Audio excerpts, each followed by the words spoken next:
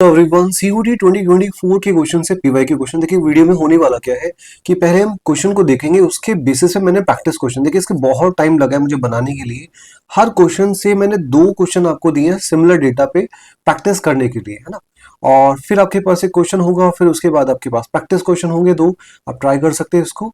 और साथ में हम देखेंगे कि किसी भी एग्जाम में हमें अप्रोच क्या होनी चाहिए क्वेश्चन को सॉल्व करने की, है ना। पहले अप्रोच देखेंगे, एग्जाम ओरिएंटेड अप्रोच, और फिर उसके बाद थोड़ा सा उसका बेसिक देखेंगे। अगर आपका बेसिक बहुत ज्यादा खराब है तो आप डिटेल वीडियो देख सकते हैं, चैप्टर वाइज मैंने डिस्कस किया हुआ है बहुत कुछ। फर्स्ट क्वेश्चन में स्टार्ट करते हैं जहां पे है बोर्डनस्टीन का क्वेश्चन। अब देखिए पहले देखते हैं एग्जाम में अगर ये क्वेश्चन आए तो आपको कितना टाइम लगना चाहिए, है ना। मुझे दिखेगा यहाँ से 8 और इधर से 2, तो 8 + 2 = 10 हो जाएगा, है ना। और वापस हम बोलेंगे इधर से 8 - 2 = 6 हो जाएगा। तो दोनों का हम मल्टीप्लीकेशन करेंगे, दोनों का सम करेंगे और यहां से 2 करेंगे, 2 से कैंसिल करेगा 8, तो 10 × 60, और 60 को जब आप 8 से डिवाइड करते हैं दैट मीन्स 4 से कैंसिल करेंगे तो आपके पास आएगा 15, इधर से आएगा 2, और 15/2 = 7.5। क्या किया, सारी बातें करने वाले हैं बट टाइम इतना ही लग सकेगा अगर आपको थोड़े कॉन्सेप्ट पता है तो। ठीक है, क्या क्या बातें करी है उसको देखते हैं। जैसे मैंने क्या कहा, यहाँ पे बोट की वैल्यू है, मतलब बी की वैल्यू आपको गिवन है, और साथ ही जो है वोटर की वैल्यू भी है, मतलब बी और डब्ल्यू दोनों ही वैल्यू आपको पता है। दिस इज 8, और वाटर की जो स्पीड है वो लिखी है दैट इज 2 km/h, है ना, दोनों km/h में ही है, ये दोनों गिवन है। अब जैसे ये गिवन है तो हम डाउन स्ट्रीम भी निकाल सकते हैं और अपस्ट्रीम भी निकाल सकते हैं।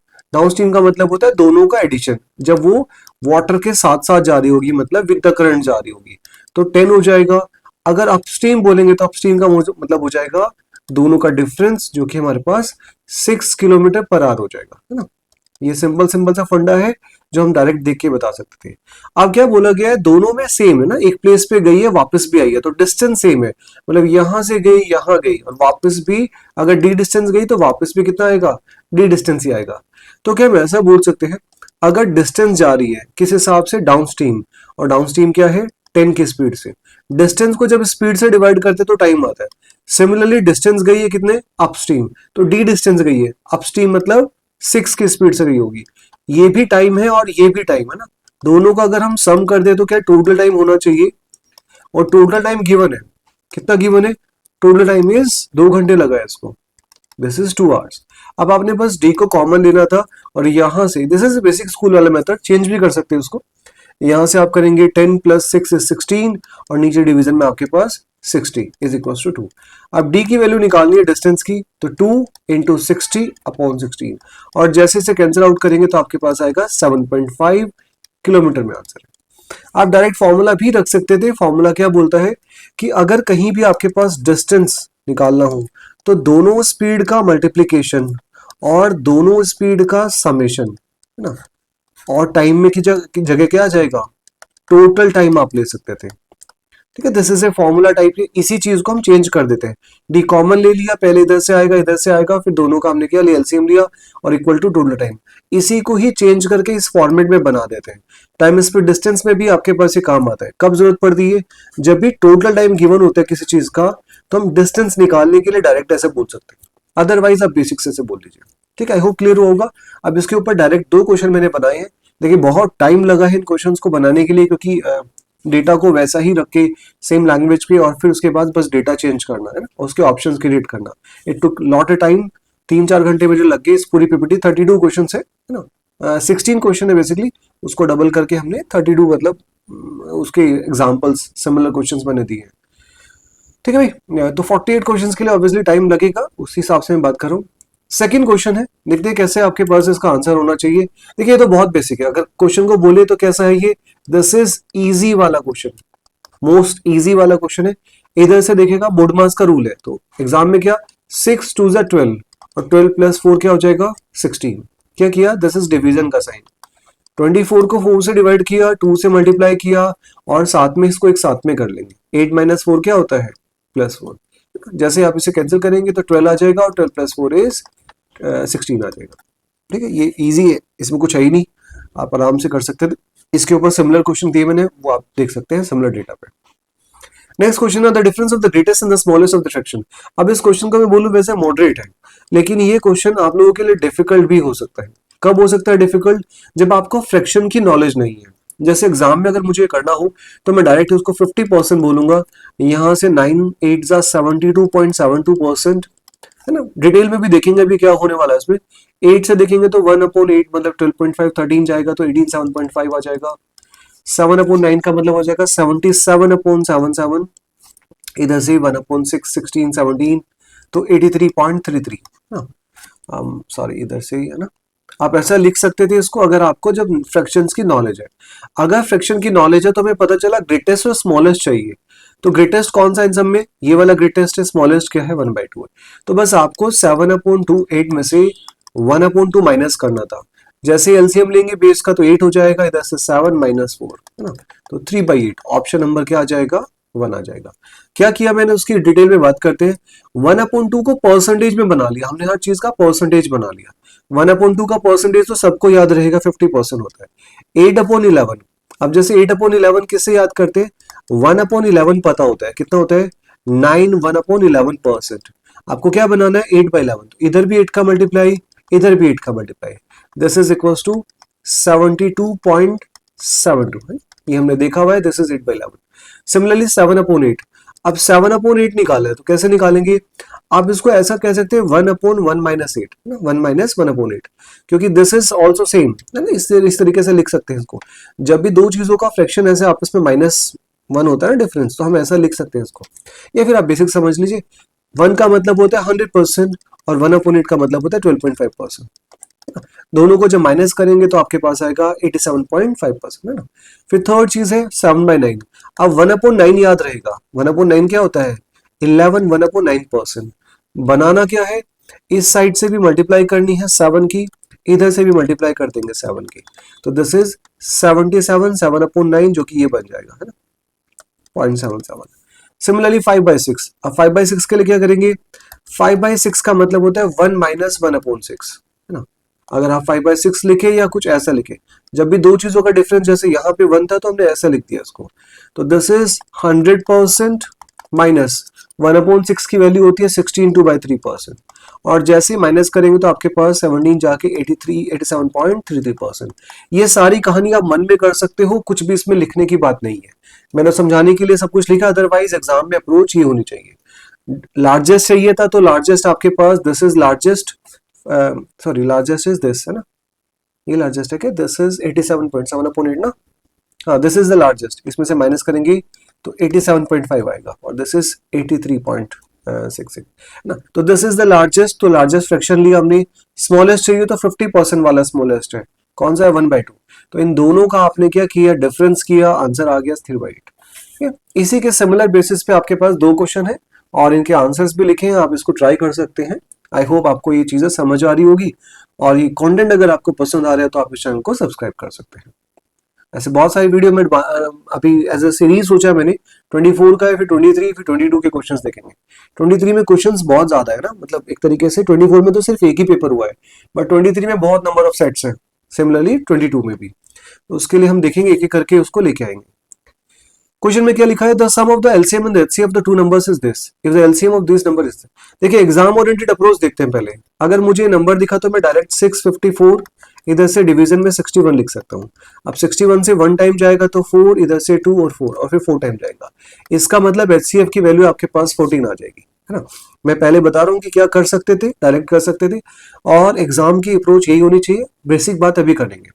जैसे एचसीएफ आ जाएगा तो एलसीएम भी आ जाएगा। एलसीएम क्या है उसका? 60 टाइम्स है, तो आप बोलेंगे एलसीएम इज इक्वल टू 60 × 14। अब एक सिंपल सा फंडा होता है, एलसीएम और एचसीएफ का मल्टीप्लीकेशन दोनों नंबर का मल्टीप्लीकेशन के इक्वल होता है ना। अब आपको एलसीएम भी पता है कितना है, जो कि 60 × 14 है। एचसीएफ भी पता है कितना है, 14 है। दोनों नंबर में से कोई एक नंबर आपको पता है, one of the number is 70, दूसरा नंबर आपको पता करना है।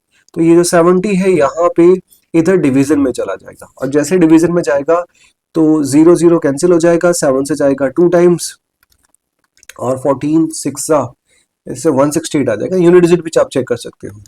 तो दिस इज 6 4 आपके पास 24, 2 28, तो 168 आ जाएगा, जो कि आपके पास सेकंड नंबर है। क्या किया हमने? हमें क्वेश्चन में गिवन था the LCM is 60 times of the HCF, तो एलसीएम की value is equal to 60 time है किसका? HCF का। अब एक और चीज है इनिशियल गिवन है, क्या बोला गया है, एलसीएम और HCF का जो सम है वो कितना है 854। तो एलसीएम और HCF का सम इज 854। इन दोनों की वैल्यू हम यहां से रख सकते हैं। एलसीएम की जगह तो ये रख देते हैं, मैं इसको 60 इंटू एच बोल दे रहा हूं बस, प्लस प्लस में एच आ रहा है इंटू 854। दोनों को जो ऐड करेंगे तो हमारे पास 61 आएगा, है ना। 60H plus 1H is 61H, और ये 61 नीचे डिवीजन में चला जाएगा। आपने बस कैंसिल करना था, पहले 1 जा जाएगा फिर 4 जाएगा। जैसे ही HCF आ गया तो फिर LCM भी आ जाएगा, यहाँ पे रखे ना। तो HCF की वैल्यू पता चल गई, that is equals to 14। LCM पता चल गया 60 इंटू 14।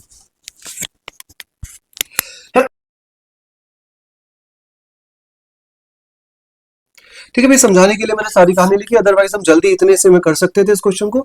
और जैसे ही दोनों चीजें आ गई तो अब आपको एक सेकंड चीज पता होनी चाहिए, उसके बिना काम नहीं चल पाएगा, कि दोनों नंबर का जो मल्टीप्लीकेशन होता है, फर्स्ट नंबर सेकंड नंबर, वो उनके एलसीएम और एचसीएफ के मल्टीप्लीकेशन के बराबर होता है। एलसीएम एचसीएफ का आप बेसिक चैप्टर कर सकते हैं, वहां मैंने डिस्कस किया हुआ है सारी कुछ कहानी। इसमें से एक नंबर पता है, दूसरा नंबर आपको निकालना है। तो एलसीएम की जगह रख दिया ये 60 इंटू 14, और HCF की जगह लग दिया आपने 14, और ये जो नंबर हमें पता है वो डिवीजन में आपके पास यहाँ आ जाएगा। तो इसको जब सॉल्व करेंगे तो हमारे पास आएगा 168। 0 0 कैंसिल करके 2 से 7 और मल्टीप्लाई करनी है बस, चाहे यूनिट डिजिट आप चेक कर लो, सबकी अलग अलग है। तो answer is option number C. Similarly 2 question मैंने और दिया है, यहां से आप देख सकते हैं इसको। अगर आपको वीडियो पीपीटी फॉर्मेट में चाहिए या PDF फॉर्मेट में चाहिए तो आप डिस्क्रिप्शन का लिंक, मैंने डिस्क्रिप्शन में लिंक डाला है टेलीग्राम चैनल का, आप वहां से ज्वाइन कर सकते हैं और वहां पे आपको ये PDF फॉर्मेट में मिल जाएगा, आप उसको कर सकते हैं।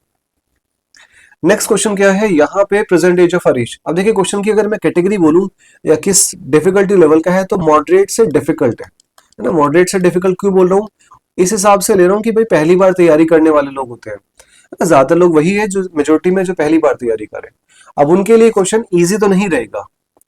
क्या गिवन है, हरीश की एज है ना 8 टाइम्स है, किसका 8 टाइम्स है, the age of his 2 sons. तो Harish is equals to 8 times, और किसका 8 टाइम्स, उसके 2 सन्स का। सन को पहले को ए बोल देते हैं, दूसरे को बी बोल देते हैं, ठीक है। हरीश है is equals to 8 times sum of the age of 2 sons. पहले सन को मैंने ए बोल दिया, दूसरे वाले को बी बोल दिया। अब कह रहा है 8 ईयर के बाद, तो हरीश की एज हो जाएगी 8 ईयर के बाद h plus 8, his age will be 2 times, double हो जाएगी, किसका डबल हो जाएगी, this sum of the age of his 2 son. तो दोनों की एज भी तो बढ़ेगी, ए की एज भी हमारे पास 8 साल बढ़ेगी और बी की एज भी क्या है 8 साल बढ़ जाएगी। बस यही चीजों को आपने सॉल्व करना था। बट इसे सॉल्व करते हुए आपको एक बात बैकग्राउंड में पता होनी चाहिए, क्या चीज, कि किसी भी क्वेश्चन में आपके पास 2 ही इक्वेशन है तो 2 ही वेरिएबल सॉल्व हो सकते थे, लेकिन यहाँ पे 3 हो गए। कौन सा, एच भी है, ए भी है और बी भी है। अब 3 वेरिएबल को हम 2 से नहीं सॉल्व कर सकते। अगर थर्ड इक्वेशन बन जाती तो सॉल्व कर पाते, क्या पता, बट क्योंकि यहाँ पे और कोई इक्वेशन नहीं है, इन्हीं से सॉल्व करना है। अब आपको क्या दिमाग लगाना है, हम इसको ऐसा मानेंगे, दिस इज ए 1 वेरिएबल है ना, एच को 1 मान लेंगे और ए और बी को ना एक यूनिट मान के चलेंगे, मतलब इसको इकट्ठा ही लेके चलेंगे। तो 2 वेरिएबल बना के फिर उसके बाद हम सॉल्व कर सकते हैं। कैसे हुआ इसका, एच के डिवीजन में अगर 8 चला जाए तो वो किसके इक्वल होता है, ए प्लस बी के इक्वल होता है। सिमिलरली अगर मुझे यहाँ पे ए प्लस बी को यही छोड़ देंगे, बाकी सब उधर भेज देंगे, कैसे जाएगा, पहले तो 2 डिवीजन में जाएगा, तो h प्लस 8 अपॉन 2, और फिर ये जो 8 प्लस 8 है प्लस का 16 उधर जाके माइनस 16 बन जाएगा, किसके इक्वल आ जाएगा, ये a प्लस बी के इक्वल आ जाएगा। ये चीज भी a प्लस बी के इक्वल है, ये चीज भी a प्लस बी के इक्वल है, मतलब ये दोनों आपस में भी क्या हो जाएंगे, क्या बोल सकते हैं ऐसा, इक्वल हो जाएंगे, है ना। मैंने यहाँ पे मल्टीप्लाई कर दिया 16 का, और फिर आपके पास 32 आ गया। अगर दोनों ही चीजें a प्लस बी के इक्वल है तो आपस में भी इक्वल रही होगी, और जैसे ही आपस में इक्वल रही होगी अब आपसे आपने सॉल्व करना है, या तो आप क्वेश्चन को देख के आंसर कर सकते हो। 32 आंसर आना चाहिए। कैसे, हरीश की वैल्यू ऐसी कुछ होगी ना जो 8 से कैंसिल हो रही होगी, है ना। 8 से कैंसिल होने वाला सिर्फ एक ही नंबर है, उस हिसाब से आप कर सकते थे। अदरवाइज ये सब नहीं समझ आता तो आप बेसिक से कर लीजिए। 2 से 8 कैंसिल हो गया, 4 की मल्टीप्लाई कर दीजिए, तो h इक्वल्स टू 4h, है ना, इधर से माइनस आएगा, 2 कैंसिल होगा और फिर 6 कैंसिल होगा, मतलब 24 है, और 24 इंटू 4 96, है ना, 96 आएगा भाई। हाँ, तो इधर फिर h को एक साइड रखना, 96 को एक साइड रखना, तो 96 उधर जाएगा तो प्लस का बन जाएगा, और ये 4h में से माइनस h हो जाएगा तो 3h हो जाएगा। इसका जो 3 है डिवीजन में भेज देता डायरेक्टली, तो h की वैल्यू कितनी आ जाएगी, दिस इज 32, है ना। यही आंसर है, आपने बस ये सॉल्व करना था। क्या किया, h को इधर भेजा तो माइनस का 3h हो गया, है ना, 4h minus h is 3h, और ये प्लस का है तो 3h equals to 96, h equals to 96/3, direct cancel हो गया। हरीश की एज पूछी थी, तो आंसर इज ऑप्शन नंबर 2 आ जाएगा। अदरवाइज आप डायरेक्ट कर सकते थे, यहाँ पे ऑप्शन भी रख सकते तो भी आपका सेटिस्फाई हो जाता। ठीक है भाई, डायरेक्ट क्वेश्चन आपके पास 2 है, बिल्कुल सिमिलर डेटा पे दे रखी है, आंसर्स भी दे रखे हैं। You will try this question I hope, और आपको हेल्प मिल रही होगी इस तरह से। कंटेंट मैंने तो नहीं देखा कि कोई करा रहा है, आप मुझे कमेंट कीजिए कोई और भी इस तरह से करा रहा है। तो एक एग्जामिनेशन है, it is required to get 300 marks to pass. एक अब देखो क्वेश्चन को अगर मैं बोलूं किस कैटेगरी का है, तो इजीएस्ट क्वेश्चन है ना, मोस्ट इजी क्वेश्चन है। आप डायरेक्ट देख के 750 आंसर कर सकते हैं। कैसे पता चलेगा, एक स्टूडेंट को 300 मार्क्स आ जाए तो वो पास हो जाता, लेकिन उसके कितने मार्क्स आए हैं, 225 मार्क्स आए हैं, और वो फेल हो गया, फिर भी 10% से फेल हो गया है। मैक्सिमम मार्क्स पता करने कितने होंगे, डायग्राम बना लेते हैं, बाकी बनाने की जरूरत है नहीं ऐसा। 300 मार्क्स आ जाए तो पास हो जाए, दिस इज 0 मार्क्स से स्टार्ट करके, और ये है मैक्सिमम मार्क्स जो उस एग्जाम के हैं। एक पर्सन के कितने मार्क्स आए हैं, 225 मार्क्स आए, मतलब यहां से लेके यहां तक के मार्क्स हो गए उसके 225, यहां तक आए, और फिर भी वो इस लाइन पे नहीं पहुंच पाया, तभी तो फेल हो गया वो। दिस इज पासिंग लाइन, यहाँ पे नहीं पहुंच पाया। कितने परसेंट की कमी रह गई है, 10% की कमी रह गई ना। रियल में कितने की कमी रह गई है, 300 में से 225 किया, मतलब अगर 75% मार्क्स आ जाते तो वो पासिंग लाइन पे आ जाता। तो क्या हम ऐसा बोल सकते हैं, परसेंटेज में तो 10% की कमी रह गई है, रियल में कितनी रह गई है, 75 मार्क्स की रह गई है। मैक्स से मार्क्स पता करना है, अगर 10% की वैल्यू इतनी है तो 100% की वैल्यू कितनी हो जाएगी, डायरेक्ट आप बोल सकते हो 750। ठीक है भाई, इसको पॉइंट मत मान लेना, दिस इज नॉट पॉइंट। तो 750 का आ जाएगा ऑप्शन नंबर आपके पास। तो और कुछ करने की बात ही नहीं है। आपसे पूछा जाए कि फाइंड द कुछ भी पूछ लेगा, फिर आगे तो आप कर ही लोगे। इजीएस्ट है तो कुछ उसमें है ही नहीं ऐसा डिफिकल्ट। क्या बोल रहा है इसमें, सिमिलर क्वेश्चन, तो अच्छा ये तो वही है सेम ना, ये तो मैं कंफ्यूज हो रहा हूँ। ये वाला सेम क्वेश्चन था, हमने उसी के हिसाब से देख लिया। एक क्लास है जिसमें 40 स्टूडेंट है, बॉयज और गर्ल्स का रेशियो दे रखा है, average marks scored by the boys. अब देखिए क्वेश्चन मॉडरेट कैटेगरी में है, आप इसे इजी भी बना सकते हो। कैसे इजी बनाओगे, अगर क्वेश्चन को करने का तरीका आपको आता है। दिस इज बॉयज और गर्ल्स का रेशियो, पहले डायरेक्ट देखते हैं एग्जाम अप्रोच, फिर उसके बाद देखेंगे कि बेसिक से आप कैसे कर सकते थे। टोटल कितना हो जाएगा, टोटल हो जाएगा 5। अब क्लास में 40 स्टूडेंट है, इससे कोई काम नहीं है हमें, बॉयज और गर्ल्स का रेशियो पता चल गया ना, यही बहुत है। एवरेज मार्क्स पता है, बॉयज का कितना है 42 और गर्ल्स का कितना है 46। पूरी क्लास का एवरेज कितना होगा वो आपको फाइंड आउट करना है। अब डेविएशन का एक तरीका होता है, डेविएशन क्या कहता है कि इनमें से कोई भी नंबर को आप मान लो, है ना, लेट एवरेजेस, लेट पूरी क्लास का जो एवरेज है वो आपने माना, हम इन्हीं में से कोई मान लेते हैं, लेट एवरेजेस 42। अब हम 42 के बेसिस पे देखेंगे कितना ज्यादा या कम है। अब 42 से कितना ज्यादा है ये, 42 से 0 ज्यादा या कम है, तो मतलब, और एक और चीज आपको पता होनी चाहिए, एवरेज की मल्टीप्लाई अगर आप नंबर में करते हो, है ना, एवरेज की मल्टीप्लाई नंबर में करते हैं तभी हम उसका सम निकाल पाते हैं। फॉर्मूला तो वही है ना, average equals to sum upon numbers, मतलब एवरेज और नंबर की मल्टीप्लाई करके सम आ जाता है। अब ये क्या है, नंबर्स का रेशियो है, और ये क्या है, उनका एवरेज है। हम एवरेज पे काम नहीं कर रहे, है ना, करने को आप ऐसे बेसिक से कर सकते हो, मल्टीप्लाई करोगे डिवाइड कर दोगे 5 से, बट वो बेसिक तरीका नहीं है, मतलब वो नॉट फिजिबल तरीका है। मैंने क्या बोला, हम एवरेज माना हमने 42, है ना, 42 एवरेज मान लिया, और इसके अकॉर्डिंग देखेंगे कितना ज्यादा या कमी है। यहां पता चला 2 की कमी है ना, सॉरी यहाँ पे तो 0 है, यहाँ कितना ज्यादा है, 42 के कंपैरिजन में 4 ज्यादा है। तो जब आपको सम निकालना है, सम के लिए क्या चाहिए, एवरेज इंटू नंबर। तो अब इन दोनों की मल्टीप्लाई करो, इस पे कोई काम करने की जरूरत नहीं है अभी चाहिए 3 इंटू 0 मतलब 0, और 2 इंटू 4 इज +8। रिजल्ट कितना आया, +8। अब ये जो सम है ना, सम को अगर आप नंबर से डिवाइड कर देते हैं तो एवरेज आ जाता है। सम कितना आ गया 8, कितने नंबर से टोटल 5, इसको जैसे डिवाइड करेंगे तो आपके पास 1.6 आ जाएगा। तो जो भी आंसर आने वाला है 42 प्लस 1.6, ऑप्शन नंबर 2 43.6। ठीक है, मैं इसके लिए अगर आपको डेविएशन नहीं किया तो प्लीज आप उसका डिटेल वर्जन देखिए, अदरवाइज मैं एक क्वेश्चन और यहाँ से प्रैक्टिस वाले आपका करा देता हूँ। क्या दिखा, बॉयज और गर्ल्स का रेशियो दिखा 3:2।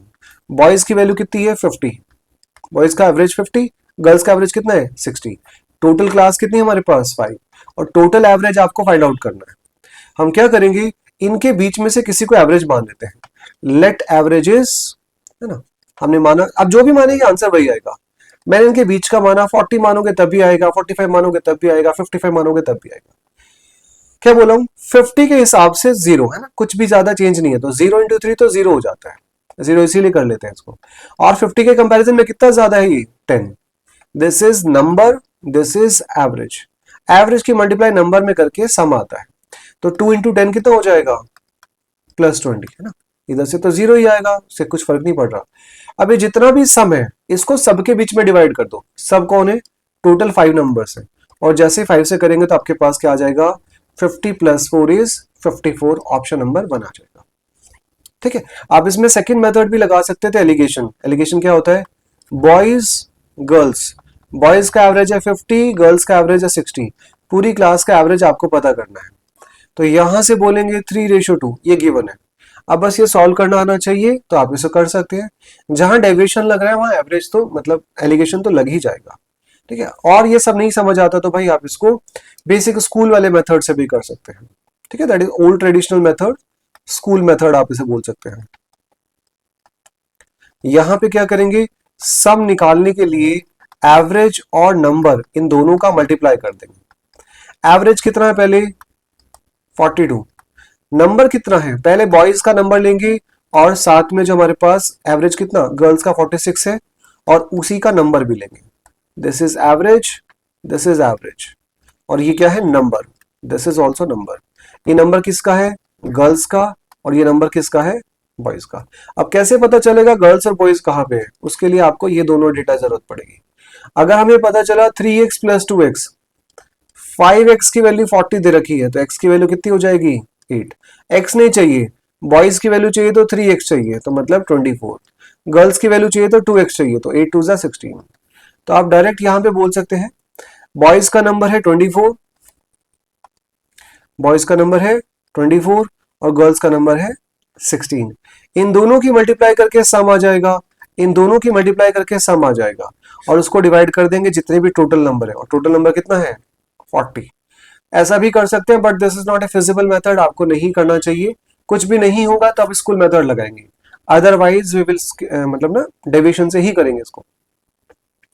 ठीक है भाई, लास्ट क्वेश्चन है, इसके बाद सेकंड पार्ट में देखेंगे उसके नेक्स्ट क्वेश्चन जो है, इसमें टोटल ये शायद 10th क्वेश्चन होगा, 9th या 10th। The sum of the three numbers is 136, the ratio between the first and the second number। अब देखिए एग्जाम में अगर क्वेश्चन आ जाए तो आपने करने के लिए इतनी बातें होनी चाहिए, यहां से 10, यहां से 15, यहां से 9, टोटल सम कितना है 136, टोटल सम हमारे पास कितना आ रहा है 34, है ना, 24 34 ही आएगा। अब 34 से कितनी बार जा रहा है ये 4 टाइम जा रहा है, आपको क्या चाहिए ना, एक यूनिट की वैल्यू 4 आ गई, आपको एक यूनिट की वैल्यू नहीं चाहिए, फर्स्ट नंबर चाहिए, मतलब 10 की वैल्यू चाहिए, तो आंसर क्या हो जाएगा 40 आ जाएगा। क्या किया उसको समझ लेते हैं, दो नंबर का रेशियो है जो कि हमारे पास 2:3 है, फिर सेकेंड और थर्ड उसको BC बोल देते हैं, उनका रेशियो कितना है 5:3। अब आपको ये पता है कि दो रेशियो को कंबाइन कैसे करते हैं ना, हम इसे कंबाइन करके एक रेशियो बोल सकते हैं, A:B:C। ए निकालने के लिए इन सबका मल्टीप्लीकेशन तो 10 हो जाएगा, बी निकालने के लिए इन दोनों का मल्टीप्लीकेशन तो 15 हो जाएगा, और सी लास्ट नंबर निकालने के लिए लास्ट वाले नंबर का मल्टीप्लीकेशन जो कि 9 हो जाएगा। इसी चीज को मैंने बस डायरेक्ट लिख दिया यहाँ पे ना, इसी तरह से आप कर सकते हैं। अब किसी की वैल्यू दे रखी है, सबका सम दे रखा है 136, तो आप सबके सम से कंपैरिजन कर दो, है ना, अगर आपको ऐसा पसंद आता है एक्स लगाना तो आप एक्स लगा सकते हो, एक्स तो नॉर्मली सबको पसंद ही होते हैं ना, है ना, सब क्रेव कर रहे होते हैं फिर बाद में जाने के, पहले नहीं कोई कर रहा होता बट जाने के बाद कर रहे होते हैं। जनरलाइज बोल रहा हूँ, नॉट ऐसे पर्टिकुलरली। 25 + 9x, तो इधर से क्या हो जाएगा 25 + 9x + 10, तो हम बोलेंगे 34x की वैल्यू हमें पता है, कितनी वैल्यू है 136, तो x की वैल्यू कितनी हो जाएगी 136/34, है ना। आपको x की वैल्यू नहीं चाहिए, क्या चाहिए इसको फर्स्ट नंबर चाहिए, फर्स्ट नंबर कितना हमारे पास है 10x, तो 10x की वैल्यू चाहिए मतलब 10 की मल्टीप्लीकेशन। आप इसे कैंसिल कर दो 4 टाइम्स और यहां से मल्टीप्लाई करो, option number 2 is the answer. ठीक है, इसके ऊपर क्वेश्चन किया हुआ है भाई, यहाँ पे आपको दिख जाएगा प्रैक्टिस क्वेश्चन है, दोनों सिमिलर डेटा पे ही है, बस लैंग्वेज वही है और डेटा अलग है। आई होप ये वीडियो आपके लिए हेल्पफुल रही होगी। अगर आपको कंटेंट समझ आ रहा है, पसंद आ रहा है, तो आप इस चैनल को सब्सक्राइब कर सकते हैं और इसी तरह के आगे कंटेंट आप चाहते हैं तो प्लीज कमेंट करें। Thank you very much, have a nice day.